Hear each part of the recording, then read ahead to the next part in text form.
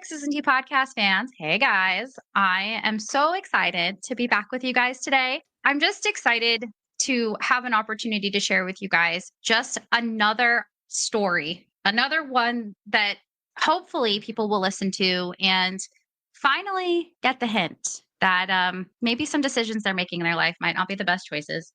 So, with that being said, you guys, guess what? We're talking about Amway again today. Woohoo! We love getting an opportunity to drag Amway, but I just want to say that I'm not here to defame Amway. I'm not here to defame any of the lines of sponsorship or the lines of affiliation. Anybody that I might be speaking about today, I have no intention of defaming. I'm just sharing a story. My guest will be sharing a story.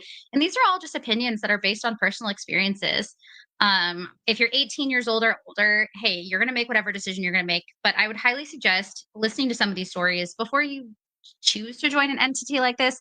I very clearly would not recommend it, but you do you. So I'm not here to get sued. I'm not defaming anybody. Yes? Okay, cool. So I'm excited to introduce with us today. We have somebody who's brand new and somebody who's going to tell us a little bit about their experience in LTD. As you guys know, leadership team development, that is a line of affiliation that we don't get to hear from very often. So today we have with us Meggan. Thank you so much for being with us, Meggan. Hey, Tanny. Thanks for having me. I am so excited because when you told me you were in for 13 years, right? 14. 14 years. Okay, you have the record for the longest, the longest, I think, of people who were involved. I want to say by the time this comes out, Steve will have already had his episode drop. And then prior to that, we had the couple from Heroes to Villains. They were in worldwide for 13 years. 14 years. That is a pretty hefty amount of time. But I just have to say, that shows so much loyalty to have been in something like that for 14 years. Thanks. Yeah. It went by so quick that I'm still like, wait, that was 14? Oh my gosh, I've had to do the math so many times. As it's going, it probably doesn't seem as long. Yeah, it I see it both ways. So I felt like I grew up into an adult, but I feel like I was there when I was a kid, at the same time. And then sometimes I'm like, wow, I learned so much as an adult in there. So it's weird to think about time. I like to say time is weird because it never seems like what it actually is.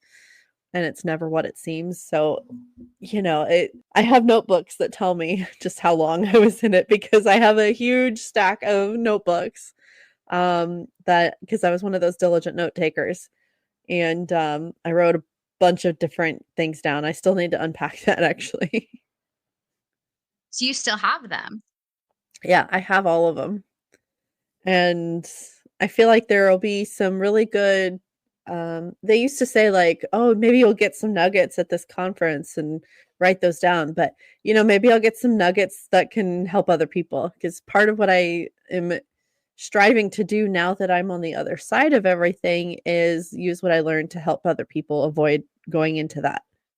Um, if we can learn from other people's examples, that's true wisdom. So I'm hoping to impart that on somebody.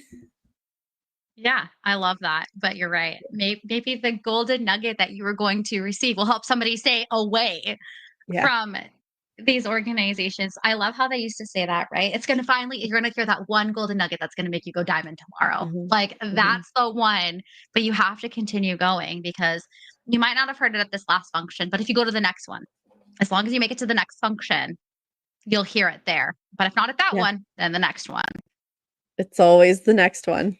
I mean, I'm sure we're going to talk about the tools side of everything in LTD, but that's one of the things that they use to keep people in, to keep them hooked because they get just enough to keep coming back. And you get just enough of a rush of dopamine to actually then be like, I need more of this. This is where I get it. I can't get it out there in the rest of the world. Yep, absolutely.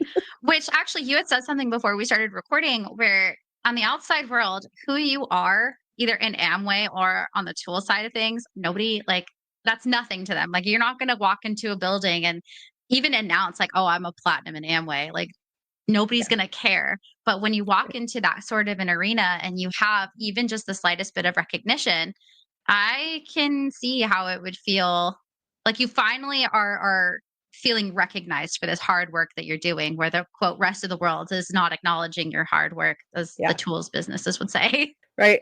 Yeah. Yeah, it's kind of like just an example that I was thinking of, and I think I've mentioned this to you, but like say you have an MBA and you're educated, you've got some, experience under your belt with like business and things like that.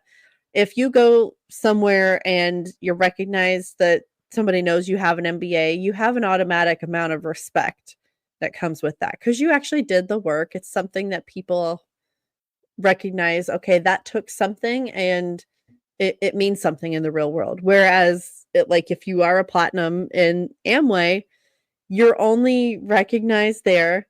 They in fact they go a step further and they don't care about your degree. They degrade people who have college degrees because if you have that, you're now without a dream, and so you're turning your back on your dream and you're trash if you have a degree. And they even tell people don't waste your time on college. Or they'll say this business is my education. That's another big one. I've heard people actually say they quit college because this business is their education. And unfortunately, I did that once. And I went back and I finished and it's all good now. But the real world, like there's going to be some point where all of this breaks, that like paper thin whatever is like a ceiling, I guess, that is going Yeah. to break and you're going to be like, okay, this doesn't matter in the real world. It doesn't, like my when I'm trying to get a job because my Amway business isn't doing as well as it once did, they're not going to care that I spent 10 years building an Amway business and I went platinum. Like they're going to look at your resume and be like, "What did you do during this time?" "Oh, I ran a business. I had a business." "Okay, what happened?" And then you have to go and say, "Well, it failed." "Why did it fail?" "Oh, because it was a pyramid scheme." Like there's no good way for that conversation to go.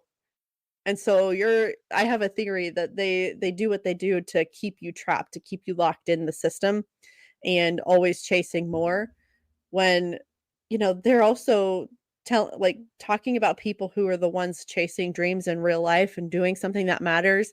They're talking about them like they're the hamsters on the wheel, but really you're the hamster on the wheel. You're not getting anywhere. And there's so many different reasons why I say that too, and it's just, oh, it's so gross, Danny. It's so gross. It is. It really is. It's so much deception and yeah, the amount of people that I saw who gave up just immense opportunities. In fact, and I was telling you, I tell everybody about this girl. So if she ever hears this girl, I know that you're a good person. I swear I know you're a good person. I have a feeling deep down that you are a good person, but you're stuck in something so horrible and horrendous. But there was a girl I came in contact with. She was not in my line of sponsorship. We were under the same platinum ship, but we're kind of spread apart. So I came in contact with her and she told me that she gave up an opportunity to work for NASA. Like this girl, from my understanding, from what her and her husband and just her peers had said, is that she is a brilliant mathematician. And I, at the time, was like, oh, this must be the greatest opportunity because you were willing to give up that opportunity. And now I'm like, oh my God, I really like, there's a part of me that's like, oh man, stay brainwashed forever because I personally could never imagine looking back and being like, fuck, I really gave all that time to Amway when I could have been working for NASA. Like, and I know it's not her fault. That's why I say that because people really manipulated her into believing that this opportunity was better than that. Mhm. I mean, I've been in her shoes in a way. I'm not that good at math that I could be working for NASA by any means, but I've been in the shoes of like, wow, I have the opportunity to own my own business and to write my life, basically design my own life, which is it's a great thing in theory, but I mean, the reality of it is you own nothing. And it's kind of I'm not in the position to like give anybody a class on business, but my my theory here or my my experience has taught me, just by knowing what I do, that when you are in Amway, you do not own a single thing. You don't own anything. You are party to a contract, a 1099 contract. Now, those who own the contract is basically whoever's pulling the strings, and they're determining the terms and conditions of that contract that you just sign. So Amway owns the contract that you sign saying, "Yes, I'll be called an independent business owner." But really it's a smokescreen because you don't own anything. They can take that contract out from under you at any point because they own it. And also, if you're making any money with a sort of, or I forget what exactly they call it, but an education provider like LTD or Brit Worldwide, um, anytime you're making money with them, it's the same kind of thing. They hold the terms, they control that contract. So, for instance, if you had, like you had mentioned before we started recording, if you had an LLC that was yours, the way that you're making money with your LLC is by or through Amway and then say LTD. So you're making money from Amway by selling products and sponsoring people. You're making money from LTD by having tools get sold through your business or your business, quote unquote. But now, if you were to try to do anything else with that LLC, like say you didn't want to be part of Amway anymore, or in part of LTD, you have to go and find some other thing that you can do for that LLC to make money. But the fact that you own an LLC doesn't bring in any money. It's your contract with Amway and your contract with LTD, which again, those strings are pulled by those respective parties, not you.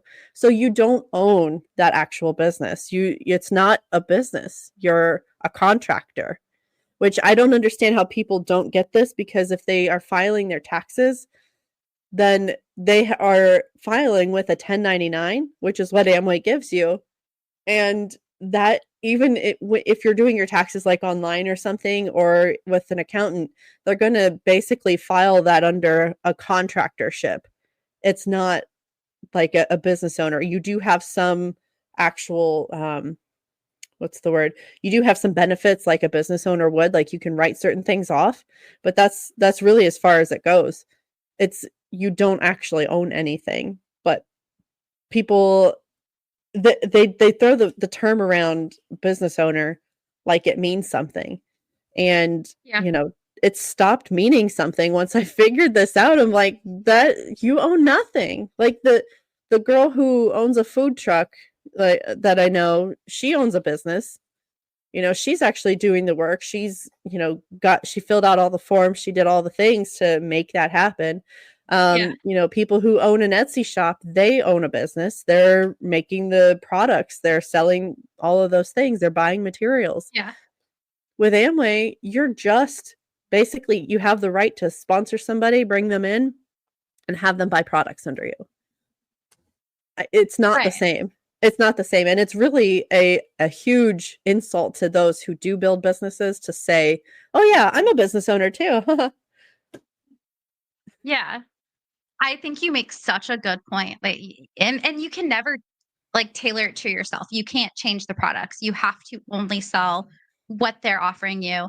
And you have very, very minimal wiggle room when it comes to advertising. You have to use their logo, things like that. Like I think about it this way because I just learned this recently. Somebody that I know, I'm trying to be as vague as possible, but if they hear this, they're gonna know and they're a narcissist. So they'll fucking come clean if they really feel like it's necessary. Anyways, I know somebody who owns I don't even think it's a franchise is what it would be called. So they own a type of product, and this person was being all out of whack on social media using that business. I found out that it is not their business. They are still under contract with a corporation.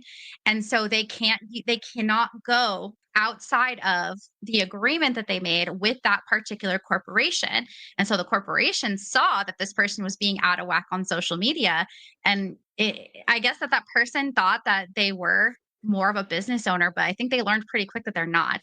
And I think it's great when people can do those kinds of things. Obviously, they have a legitimate product, they have, something that they're doing.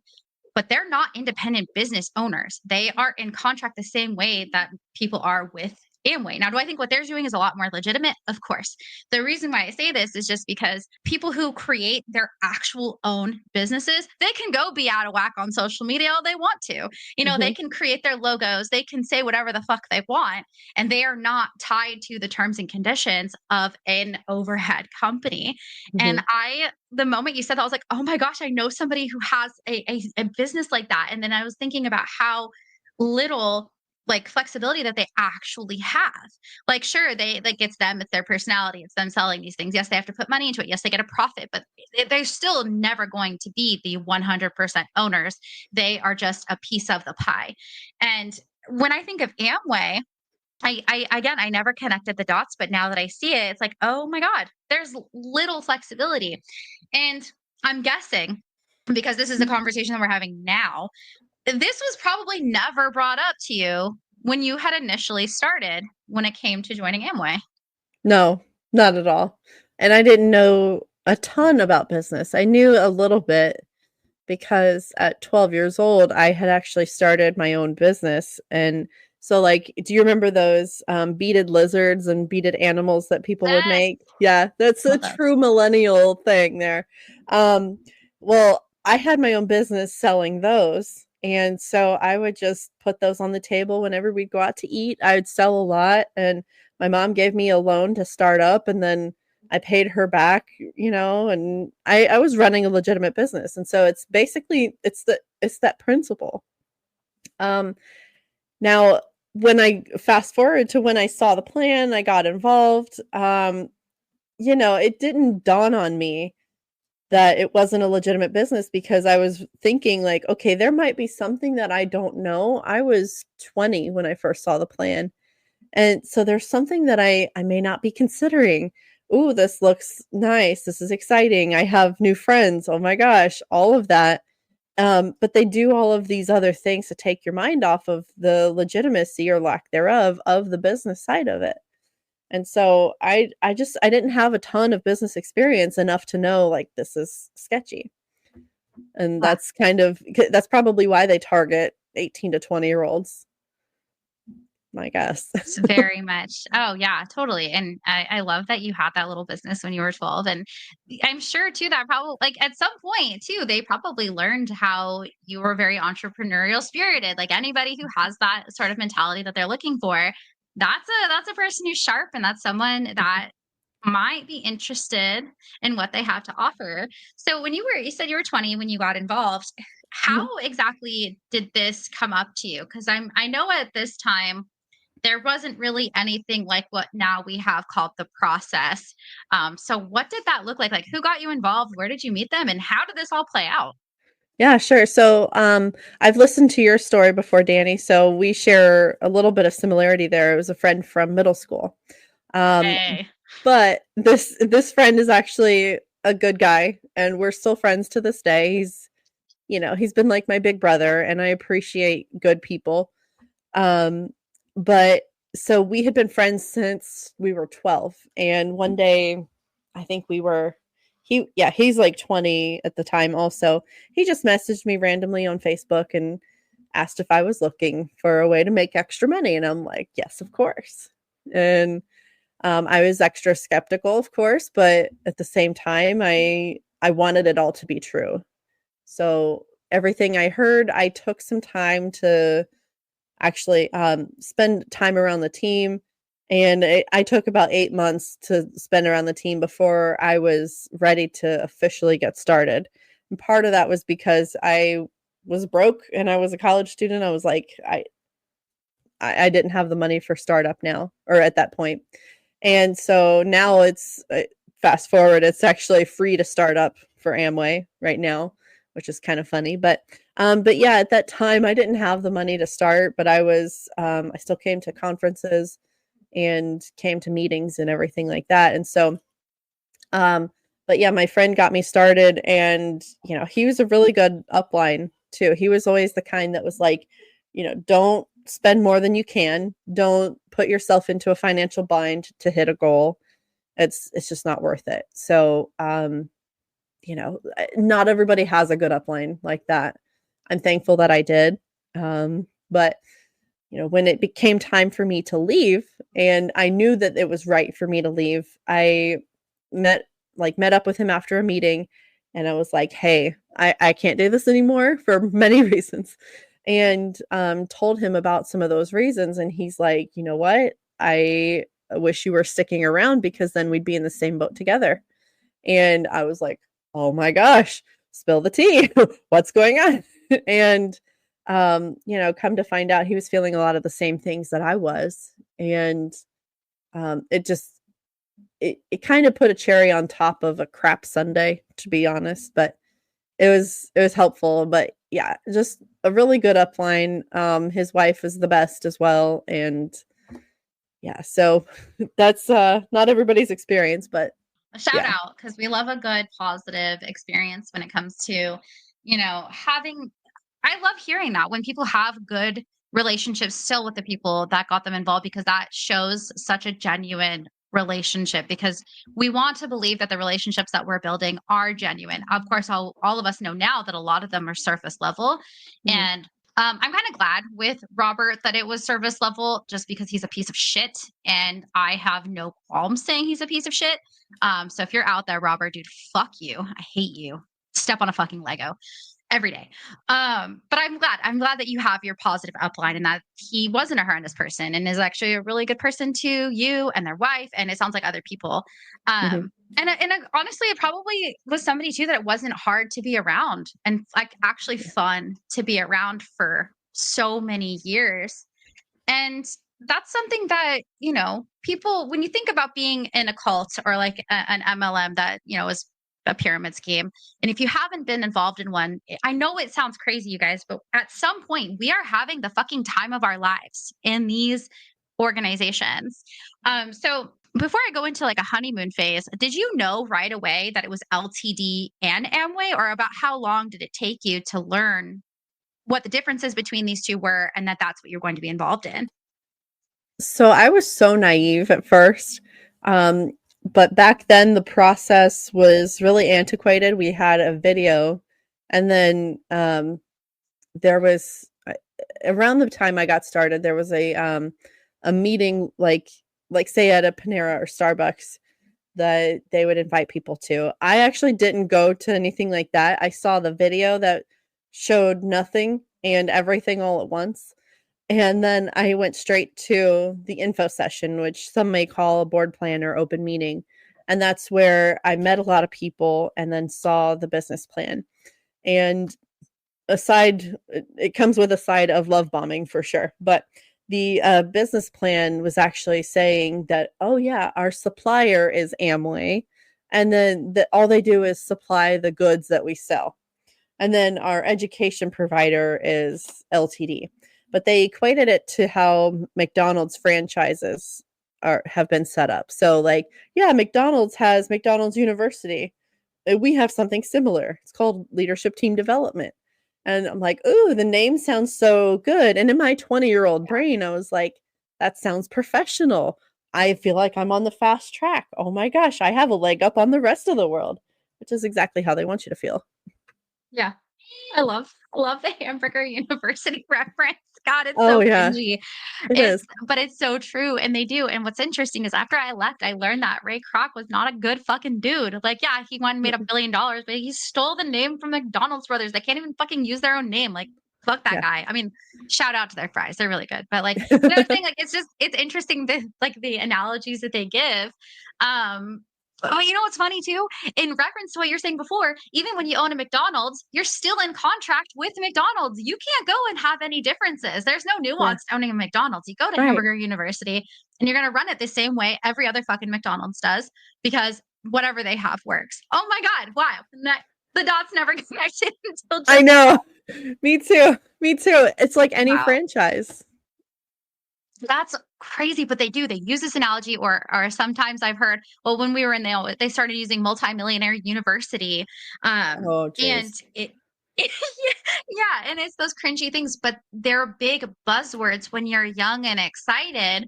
That sounds fucking great. I want to own my own McDonald's, but I don't want to Mhm. have to spend, like they say. $1 million to go to Hamburger University. We get our Hamburger University for however much the tools ended up being. How much were the tools at the time? And because I'm sure when you started, they were not as they were when you left. No, they weren't. So, a book would be anywhere from $10 to $20. It's probably $15 to $30 now for a book, but they would always charge full retail. So, whatever you would find a book at for full retail is basically what it would be. And then when I started, this seems like so long ago, but technology moves so quickly. I'm not that old. But when I first started, there would be an audio of the week kind of thing. So if you were on, I forget what it's called now, but basically this bundle where you would get an audio each week delivered to you. It'd be in the form of a CD. And I think that was about $50 a month. And then part of the tools is that you were on what was called Kate, and like I guess short for communicate. It was like this phone system thing. Basically, Yeah. you'd call your upline, leave a voicemail, and then they would leave a voicemail for you, and etc. All of that graduated into what LTD came out with, which was a different levels of a bundle, and they would have a message app. And in that app, you could leave voicemails, you could send texts, you could send photos and all that stuff, but to your upline and downline and however. Basically, that's where you'd want to communicate. And they would tout that as the like Facebook for the business, which is stupid. Because you couldn't communicate with people that you wanted to, like your cross line. It's just basically you could communicate with your cross line through your upline. So, the Yeah. very culty lines of communication there. But then with that message app, some would call it, you would also have your bundles, which your audios, which are now like virtual kind of thing. You don't actually hold anything. So really what you're buying is access to the audio recording, because the download feature didn't work, which was interesting. It was sitting there, it was right there, but it never worked. So essentially you'd have the message app and then access to audios, and you get new audio credits every month. And that together would be a bundle that would cost at the least $90. And then there was a next tier that was $150 every month. And then the tier above that, which you had access to all the audios on the LTD system for $250 a month. And that's what they called VIP, that bundle. And that VIP bundle would then get you access to sit closer at big functions. You could sit closer to the stage. Whoa, whoa, whoa, whoa, whoa. Okay. Holy shit. I'm really glad that you broke that down. Thank you so much. That gave such a clear picture. Holy shit. Okay. So you went from spending, let's say, like $100 a month when you had first started. You're getting a CD, you're getting maybe a couple of books. That's it. And now, fast forward, and I remember somebody else telling me that LTD's fucking apps were outrageous. And I'm sure they would like give so much more praise to anybody who had this quote VIP, right? $250 a month. That's Yep. just for the apps. That doesn't even include the books that you're buying on the side, or your tickets to functions, the gas mileage, and not even including your ditto. Holy fuck, that's a lot of money, because that's crazy. I love how you also explained communicate as well. It sounds like LTD went away from communicate. Worldwide also had communicate, but when I was involved in 2016 through to 2019, Kate was literally just a voicemail app. It was just you like the app itself, like you didn't have to make a phone call. Like we all got a Kate number, but by that time they kind of strayed away from the phone call aspect, and we just left voice memos basically. Mm-hmm. But with Premier membership, I think Premier membership was like upwards of like $85 a month, plus an extra dollar, so 86 if you wanted John Maxwell's audio of the week or whatever. Um, and then we had Kate was separate, so Kate was also like $25 a month. I think it ended up being in total like 115 to like $120 a month for those two portions of the tools. And with the Premier membership, you did have access to everything. That's a huge fraction compared to $250. But then again, just having Premier membership didn't do anything other than offer you what the app had. It didn't give you any special access to functions or anything like that. Mhm. So, whole $250. There were a lot of people who fell for it too. I was not one of them.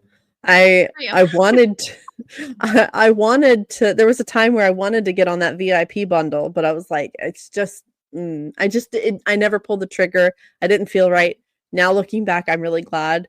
I was on the basic bundle. So, and they call it basic. It's like it's $90, but the excuse for that was, well, you're going to spend that on Starbucks anyway. If you eat out at Yep. all, you're going to spend that. It's like, okay, there was always Your some anyway sort of money. yeah, yeah. There's always some sort of excuse for putting it into the business instead of putting it into your family or something that is actually tangible or a dream that you have. Yeah. It's Wow. gross. Oh my God. And how much at this time as well did the expectation change on how much PV you guys had to have? Because I know LTD ran very similar to Worldwide, right? Where we all had to have our personal circle, our first circle, personal consumption, your ditto, whatever all of the different LOAs call it. Did that number ever change in that 14 years, or was it the entire time it was the one expectation? Well, there was somebody in charge of kind of the movements that new IBOs would make and within LTD. And so we'll call him Jack. So he put out a lot of educational materials like a roadmap to success and these different things that I still have the sheet. I have it right in front of me. It's really cringy. But talking about the different things that new IBOs needed to do. And so this came out, I think it started in like 2014 or so. So maybe like 5 years into me being in Amway. Um, they introduced the Core 300 thing. And so that was basically you're doing 300 points, but that's usually for couples. But then there's the caveat of it, but if you're a single and doing 300, then you're really serious. And so what Core 300 meant was that all of your uh, personal volume and retail volume was coming to 300 points every month. And for anybody who is kind of new to Amway speak, um, your points, you get basically 3 points for each $1 spent in Amway. Or no, I'm sorry, you get 1 point for each $3 spent in Amway.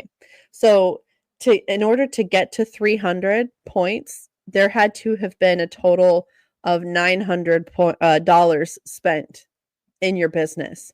Now, if you went the retail route, you had to do probably more because you got less. The retail cost was actually higher than the IBO cost, and the points are figured off of IBO cost. So if as an IBO, if I were buying something for $90, I'd get 30 points for it.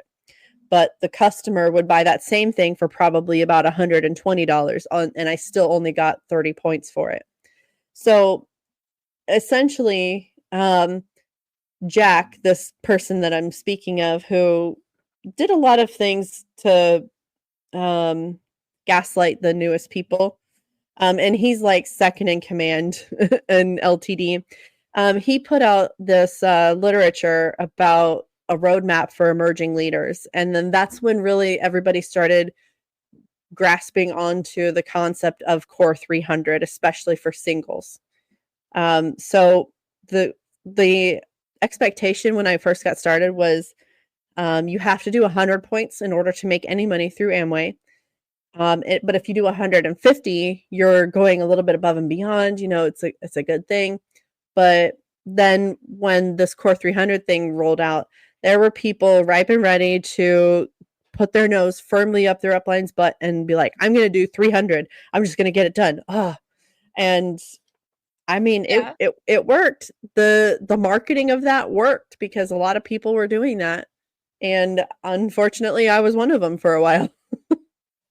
Wow, 300. So for anybody who's not familiar, 300 PV, it's like $3 to 1 PV. So you're looking at about $900 to $1,000 a month for 300 PV. And that's on top that's an addition, you guys, to the apps. Like, imagine somebody's actually on that VIP app. They're spending like easily $1,500 a month. Like, and again, that's not even including the books and the functions. Oh my God, it's crazy. But I also understand that the feeling like you have to, like you're not going to be successful if you don't reach that PV amount. And they do very deceptive things to get you there. Like, did you guys ever have like did they ever have like incentives for you guys? Like we would have, if we got certain like PV amounts or whatever, we would get like an incentive. Yeah, all the time. So there are 4 functions a year. 2 of them are bigger, like with most of LTD. And then the other 2 are smaller, so like with your upline diamonds team. And a diamond usually has like 500-ish people, maybe 1,000 on their team. And so there would be incentives, get like core 300 for so many months. And I remember at one of the conferences that it had most of LTD at it, which was actually led by this person, Jack, they would actually give us badges that said core 300. And then you'd get like a puffy sticker to put on top of that, whether you had 3 or 6 months qualified. So you'd get that. You get the feeling of people respect me. I'm so awesome. Yeah. But on top of that, you'd have more, if we could call it like local level incentives. So there would be incentives so my sponsors upline, we'll call them like Samantha and Jonathan. So Samantha and Jonathan would put on these different events where it would be, let's for the guys, let's go shooting. For the girls, let's go shopping or let's go get our nails done all together. Even though you still pay for it, it still comes out Yeah. of your own pocket. But as a reward for doing Core 300 for so long, you get to spend time with all the girls on the team. You get to spend time with Samantha, special little Samantha. I don't hold grudges, but I can't stand somebody who operates the way this person does, because it felt like I was Katie Heron and she was Regina George. We were at North Shore High School and I could do nothing right for her, but that's just beside the point. But there was always something, and it revolved around spending time with that upline, with that narcissistic upline. So with those incentives, like we would have those like constantly, but it got to the point where, just me personally, I've never felt more alone than when I was with them. And I'm like, is this what I'm fighting for? Because my personal finances were not getting better as a result of this. In Yeah. fact, it was putting quite a hurt on my finances. I was getting some retail volume, yes, but it still was putting a hurt on my finances, and it's gross. It's just, Wow. I feel like I've said that a lot too. I apologize, but it's absolutely gross. Oh my gosh, please don't apologize. It's true. And the way that you say it, it is like such mean girl shit. Yeah. And it's always this like superiority complex that they have, especially when people get to go to these incentives. Like incentives were like the bane of my existence because I'm not even gonna lie, I was a liar. I would lie to get to these incentives and say I spoke to so many people, and fuck that, I did not. But they always did it during the holidays. They call it the incentive run, and they throw a holiday party so you don't get quote distracted. But realistically, it's qualification for the platinums is what I've learned. Mhm. But they had this one. I was so mad. It was a requirement of 300 PV. It was for girls only, and my upline, his wife, God bless her, I love her so much. She's one of my best friends. We've talked about this and we laugh about it now. I was so mad because she had just married my sponsor at this time, and she got to go just because he had already been doing, like, as a couple, they had to do 300 PV. Everybody had to do 300 PV. Singles, couples, didn't matter who it was. I didn't get to go because I was a single mom paying for my rent, my childcare, already spending for 200. I remember being devastated because this was the crown lady, the crown's wife, and then our upline diamond, and then who would become our upline emerald. Like it was a big deal. Everybody was going, but it was like, what? I worked so fucking hard. Why didn't I get to be there? Fuck that. But it is, it's mean girl shit. Yeah. And then they would always say, take all the pictures, make everybody who wasn't here feel bad. Create the Mhm. FOMO. Fuck your FOMO, okay? It creates a lot of like hurt to people. Like I'm still mad about this. Like I will Yeah. take this with me to my grave. But it's true. Those incentives, they do create this manipulation tactic for you to not just spend money on the tools, but I feel like they also do it because they have to at some point make Amway look like the actual money maker, right? If you spend Mhm. more PV with Amway, you're going to become this millionaire, right? And it's just so deceptive because, well, we all know now that's not where their money comes from, but we don't learn that until years down the line for some of us. When you were kind of first getting started, you've been introduced to the plan, you've now joined after you spent some time with the team. Mhm. What was your honeymoon phase like? Like, in roughly about how long were you just like living your best life in Amway, going to these meetings? Probably a couple years. 'Cause I was, starting to make some friends, and there were people coming around that I was like, "Okay, I really like these people." And part of that time, I was treated by the head of the upline, Samantha. I was treated like I was, I mattered, I was one of the girls, it was great. And, Yeah, then when that kind of ended, I was still, like, finding actual camaraderie with people, and it was great, but it distracted me from seeing, okay, this isn't a financially viable thing. So, that was nice. I have a lot of good memories. I mean, I was, young 20s and kind of like not sure of what I wanted to do. I was just vibing and, it was good. It was like a happy time. Part of me wishes that I would have left after that, but at the same time, I feel like things happen for a reason. So, we're yeah, still finding out what all that reason is, but that's something I may not know for a while, and that's okay. But that honeymoon phase was actually fun. I felt like I had a really good like kind of social home, and yeah, there was a really great team spirit there for a while. Because we were our bigger team, we were hitting goals, we were really, going for things, we were making memories together, we had a lot of fun, just things that people in their young 20s do together. So, yeah, it was a good time for a while. yeah. I love that. And I do think that it is important to kind of talk about, like, yes, we had, like, there were good moments. Like nobody stays in this toxic organization because it sucks at first. Like no, like we stay because we at some point it hit the pain point. It hit something in us that we needed. And it sounds like for you it was a really good time. And through this time, did you build a downline? Yeah, so I had sponsored, I think 13 legs, Wow. and, none of them were all at the same time, maybe a few were at the same time, but, it I also made the promise to myself that I would not, that I'd still be a good friend to people even if they did leave, because I watched Samantha say to people, "Okay, no hard feelings, that's great," but then literally turn around and say, "Wow, that girl has no dream," or, she's basically just gonna, enjoy her meaningless existence now, and just kinda things like that, say things like that, and I'm like, "That's not nice, and I'm not gonna be that way." I like, to this day, I'm still friends with people that I've sponsored, and there's one person that I've sponsored I talk to probably every week at least. So I never wanted to be that sponsor where people would just wanna hate me and all of that, but yeah, I mean, I built some good friendships with them for sure. One unfortunately passed away a few years ago, but, we'd still be friends Oh if he were gosh. still here. Yeah. I'm Um, so sorry. yeah, yeah, and he he had a wife and 2 boys as well, and so it's unfortunate that that happened, but, I mean, they had already left by that point, but I was like, I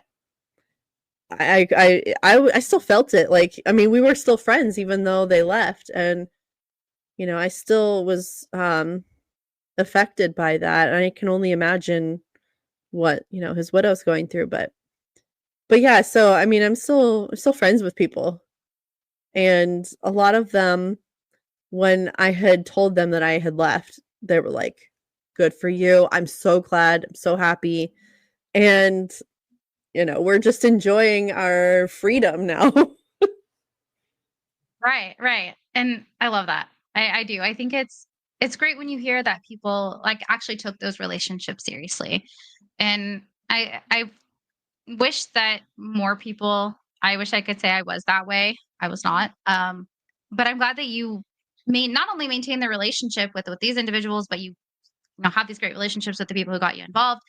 And I feel like there's so many more genuine people than we want to make it seem like everybody is like bad. Trust me, there are some pretty horrendous people, but there are also Mm, just some really good people who are trapped and they don't know what they don't know yet. yeah. And actually, speaking of what we don't know, what were some of the first like red flags that you started to see, and roughly about how long into your time in Amway did you start to see those things? There were a lot of red flags that I ignored. F It's such one of those is, the fact that, the way that, say, Samantha had acted when a friend of mine who was a cross line passed away. Basically, there was an appropriate grieving period, and then less than, like, 2 weeks later, it was, like, back to business as usual, and she would say, you know, the friend, she would say, "Oh, he would want us to keep going," things like this, and Sorry. yeah, and I'm like, "Okay, this doesn't make sense," but it's one of those things that because he was a cross line, I didn't know what all was being said and everything, but whatever she did was not accounting for the friends that he had cross line. So, I know Samantha, and it wasn't a whole lot. So, but we were, like, back to business as usual. And, yeah, so the, the friend that I'm talking about who was, cross-line, I mean, he was 25 when he passed. It's not like yeah, I mean, and it was extremely tragic, and, um, that really that's another story, but, it was just back to business as usual and no accounting for the grieving of the friends that were outside of upline. Like, Wow. it was as if your cross-line friendship means nothing, keep going. So that was one red Yeah. flag. That's a pretty huge red Like, flag. oh my Yeah, God. That's yeah. so sad. But this is the okay. Anybody who's been around a while, y'all, and if you guys are new here, hi. This is the second time I've heard this. I want to say it's my first, but it's my second, and it like kills my heart inside. Like I'm like fighting back tears right now because it fucking sucks that these Mhm. people treat people like, oh, it's like, oh, they're gone. Like they would want us to build the business. They would want us to do this. Like, but there's no acknowledgement to how much this person meant to people. Because as crossline, when we're in the business, we don't really understand that we have a surface level relationship. We think we know everybody. We think we're all besties. Like those are our function friends, or like it's amazing that they just don't put a lot of love and compassion to people. So if you guys go back, you guys have to listen to this episode for Ashley. Her, it's her, and actually a few other people mentioned this same platinum, but there was a platinum who passed away in the organization of he was under the guy who talks really fast, his parents, somewhere in their downline, but she was a platinum and she passed away. And none of her upline went to her funeral. I think one of her downline may have gone. She was on a texting basis with the guy who talks really fast, his parents. So if you guys are not familiar, we have the guy who talks really fast. If you guys you know. But his parents are diamonds, and then they were in worldwide the children who went diamonds. So like they're the only children who quote built it themselves. So if you guys know, you know. But she was on a texting basis with the parents, and her family still had to create a GoFundMe for her when she passed away, and nobody cared. It was like you said, business as usual. I think the most that they did for her was build it for her, like a hashtag. But it fucking like hurts my soul to know that this guy, 25, this 25-year-old guy, like as a 31-year-old, 25 is a fucking child. That is a baby. You are still so young. And these are the people that you literally gave your all to, and they didn't give you an ounce of their time to grieve. Let that soak in, you guys. If you guys are out here questioning what I do, saying I'm a hater, saying what I do is just complaining and go ahead and say all the hateful shit that you want to, but you can't hear something like that and not understand the gravity of how fucked up that is. Wow. I'm so sorry that Mm. you went through that because that's probably a lot more traumatic looking back than you probably realized at the time. Yeah, I was on some sort of level where I guess I didn't notice how bad that was. But I remember thinking this probably isn't appropriate, but appropriateness be damned, apparently.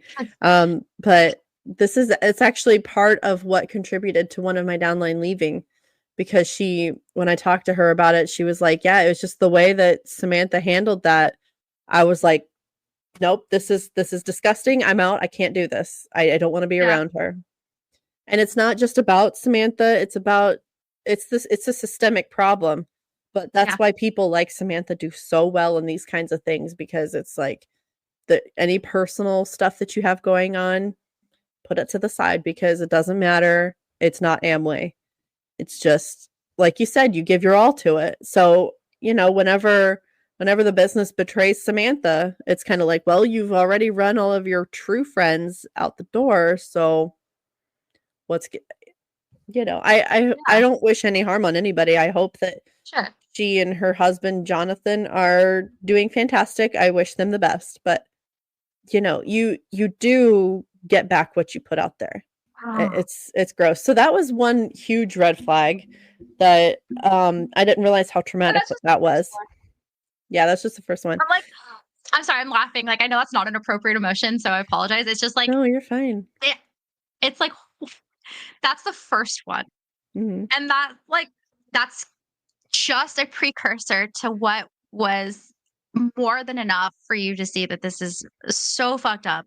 And I'm not saying that it's bad that you didn't leave after this moment. I could honestly see myself understanding when you're involved, you kind of just accept what's going on around you and that's it. So like no hate or shame to you by any means for being in that situation. You should have never been put there and your upline put you in that place. But holy shit. I'm excited to hear some more red flags. Well, the others are sort of anticlimactic compared to that, but which I'm glad is you led with that one. yeah, yeah. That was the one that really came first on the timeline, though. So it was a culmination of watching how Samantha would talk about people after they would leave. It was like, wow, okay. At first, I was like, I don't want to be one of those people, and then it became, well, geez, if I were to ever leave, she'd talk about me that way. So why am I trying so hard to please her? Which is, Yeah. that was the culture on our team. It was basically like, if you're a guy, you got to be impressive to, her husband. Again, we'll call him Jonathan. And if you're a woman, you have to be part of the girls' club with Samantha and just, you know, it basically putting people into a box. And I've never been good with cliques because they're inherently exclusive of people, and it's like, why can't we all be friends? I'm the type, I want to find common ground with people and then go from there. I have friends who believe differently than me, who are total opposites from me, but it's because we found some common ground. Let's go with that because the world's just going to be a better place if we do that. But that there's no such thing on this particular team, and I feel like it's a systemic thing with Amway too, but I've just never done good with cliques of girls. I'm like, you're following one person and your nose is firmly up their butt, and you can't even hear me. It's so far up. And sorry for the analogy, but but You're good. it's just I can't respect people who don't want to be good people and don't think for themselves. Just simply put. So, seeing all of that through the years was another red flag, but another red flag really came when I was seeing how much I was spending every month because there were Yeah. months where I didn't have all of the retail sales. And so I would buy all the PV myself. It wasn't all the time, but it did happen, and I was like, this doesn't feel right. So, you know, the months where I was spending $1,000 of my own personal money in the business, that was that. Yeah. And at the time, I was making maybe 32,000 a year. Wow. And It you're was having to support yourself on this income plus support mhm, your own business. yeah. So, you know, I was thankful to have a roommate, but and, you know, the oh, so gross. But really my roommate was, my mom who I was taking care of, so it wasn't like, you know, it was tough, and there was no, respect for the fact that I was taking care of a parent. So, Wow. yeah, and, you know, I'm thankful for the people who were in my upline who don't know what that's like. I'm glad for them, but you know, sometimes reality is that you have to take care of a family member, and it's not always, like, easy peasy, you know? No. So, it kinda leads into another red flag, which was there was a time, in early 2018 where my mom was in the hospital, and, they knew it, and I still, um, got a text. That night, it was actually the end of a month end of, like, the month, and I got a text and said, "Hey, are you gonna put your order in?" That was the first I heard from Samantha that night. It wasn't, "Hope your mom's okay," or anything like this. I'm like, "Bro, my attention is on my mom here." Like, Yeah. I felt like I had to be a good girl and not stir anything up, and it was just it's so disgusting because looking back, I would have laid her out. And, you know, I mean, I have a good relationship with my mom. Samantha doesn't, and she always held that against me, which is interesting. Like, you need to fix that. Sounds like a personal problem. But, you know, when my mom was Yeah. in the hospital and I hadn't put an order in yet, she's like, "Hey, are you going to put your order in?" What? That's crazy to me. I And that's frustrating because I don't have a good relationship with my mother. We are no contact. I'm very open about that. But you don't perpetuate that onto somebody that you're going to travel the beaches of the world with, the person that Right. you're supposed to be mentoring, the person that you're supposed to love and care about, blah, blah, blah. Their mom's in the hospital. I don't care what you feel about your own mother. You need to ask that person if they're okay. Who gives a Mhm. fuck about their order? Right. Wow, that's so sad. And it's because they have no care. Like there's no yeah, there's no care for human life. Like if you're not making them money, they don't give a fuck. And that's some bullshit. But that's things that again you don't start to see it until you live it. You know, I do post stuff online, and sometimes, like, I remember actually my post that I when I talked about how it's set up for people to fail, and a lot of people, like 99% of people do not make money in MLMs, and, you know, it's a known toxic environment, all this stuff. I talked about that in the post that I made when I left. A lot of my crossline flocked to that post, and they weren't friends of mine on Facebook. So I'm like, Really?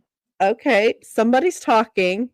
Um, and I saw that they liked it accidentally, like a few of them. And then some people commented trying to defend it. I'm like, "Okay." But then they unliked the post too. And so I'm like, "I have a screenshot of where you liked it. So you're not that slick." Um, but yeah, so they had that's like the only thing that I like in a way presented to anyone. But sometimes I wish I could just do that, but, you Yeah. know, yeah.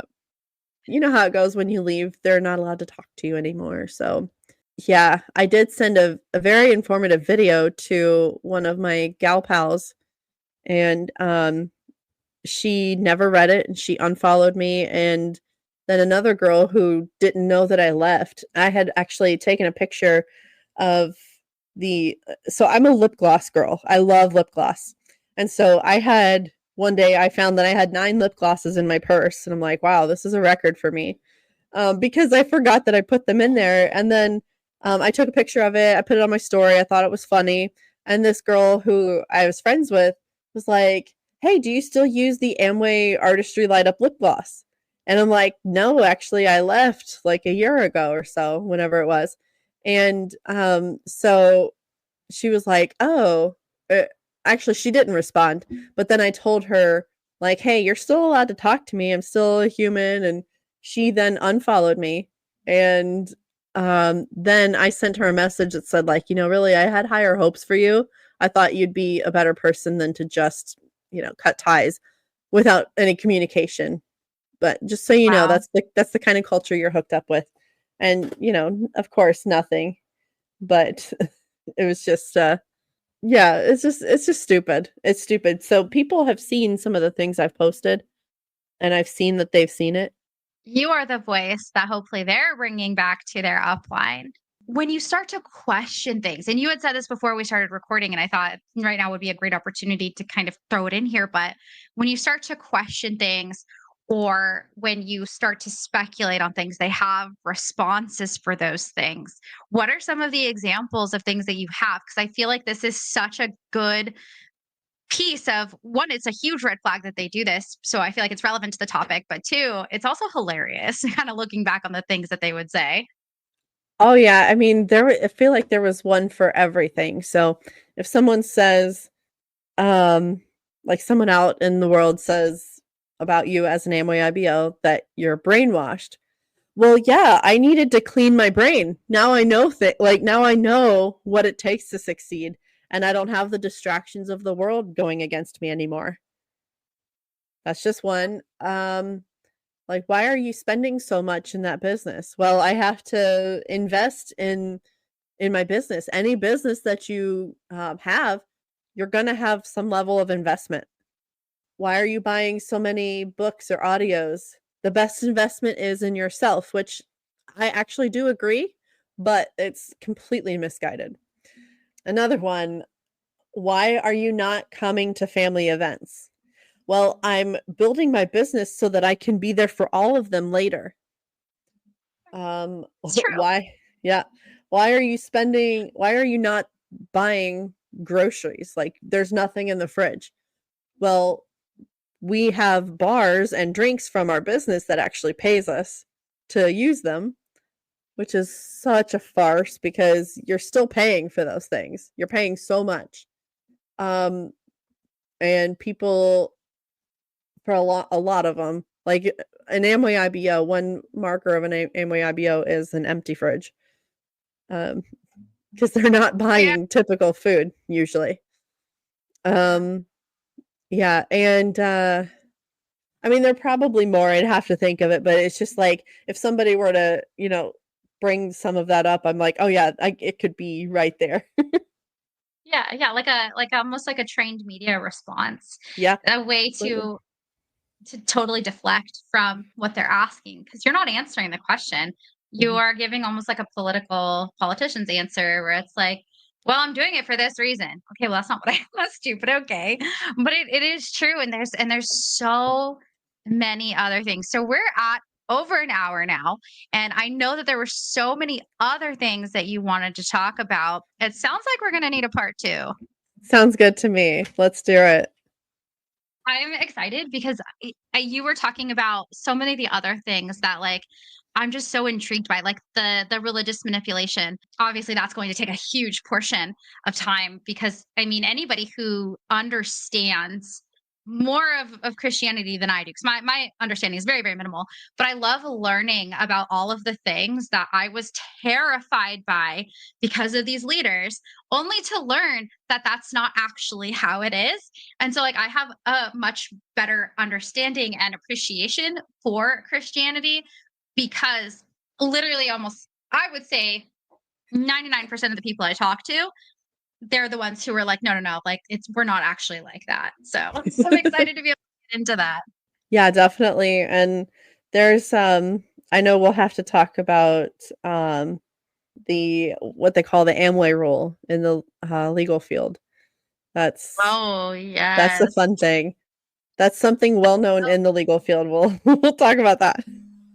Yes, that's a little teaser, you guys. So I'm really excited. Thank you so much for coming here and spending your time with me and having such a great discussion. I love it's sad because it's such a like a macabre topic to me, but I love talking about Amway. It is just Yeah. something that I've learned so much about in such a short period of time. And it's always good to be able to share stories like yours that just show how easy it is to become, especially if you're a loyal person, to get sucked into something and have a decade of your life stolen from you under the guise of friendship and love and money. So thank you so much for everything that you've shared. And where you're at so far with kind of where you're at in your story, what are something like what's the last thing you could leave us with until next time? Be thankful, whatever your journey is, because it could always be worse. Through that. Well spoken. Absolutely. Thank you again so much. I really appreciate it. If you guys would like to be like Megan here and want to share your story, it doesn't even have to be about MLMs. We could talk about mental health. We could talk about a cult that is outside of Amway. We could talk about trauma. We're here for it. You guys want to do that, please DM me on Instagram at xsandt.podcast, or you can email me at dani@xsandtpodcast.com. You can find my podcast on Spotify, Apple Podcasts, YouTube, and everywhere podcasts are heard. Thank you guys so much. We'll catch you guys in the next episode.